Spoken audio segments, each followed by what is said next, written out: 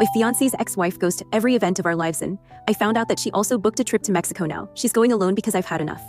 I've been with Kyle for 2.5 years, engaged for the last 6 months. He's been divorced from Elena for over 5 years. They share a son, Grayson, who has his own room in our home and whom we all adore. Kyle and Elena maintain a friendly co-parenting relationship, which I initially respected. The problem? Elena's omnipresence in our lives beyond reasonable occasions like holidays and Grayson's birthday. She infiltrates every family gathering: Kyle's birthday, his parents' anniversary, and unbelievably, my own birthday celebration. Yes, Kyle actually invited her to my birthday. I've expressed my discomfort repeatedly, but Kyle dismisses my concerns as insecurity and overreaction. Recently, I booked a January vacation to Mexico for our little family. Kyle informed Elena about our plans since Grayson would be with us an extra week somehow. She extracted our exact itinerary details soon after. She posted about swimsuit shopping for an upcoming trip on social media when Kyle inquired. She smugly replied she'd researched our hotel and took advantage of the same deal, concluding with a mocking, "See you there?"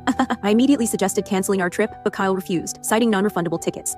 I stood firm I wouldn't attend for once. I deserved a family vacation without his ex-wife shadowing us. Kyle insisted we had no options now, suggesting we should be more transparent about boundaries for future plans. When Kyle returned late from work that night, he seemed surprised finding me awake. I confronted him with an ultimatum. Either he tells Elena to cancel her trip and establishes clear boundaries, or we're finished. His response: "Are you still on this? I'll talk to her about future events, let it go." My patience snapped. "No.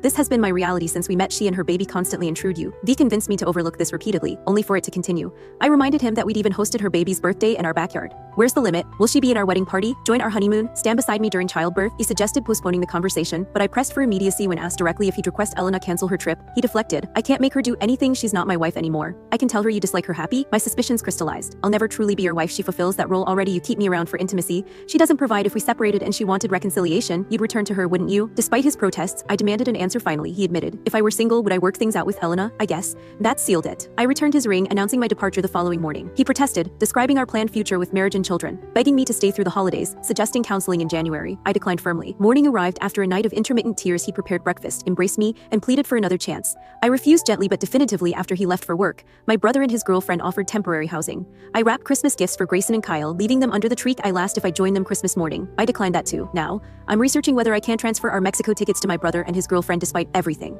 I'm grateful for family support during this painful transition.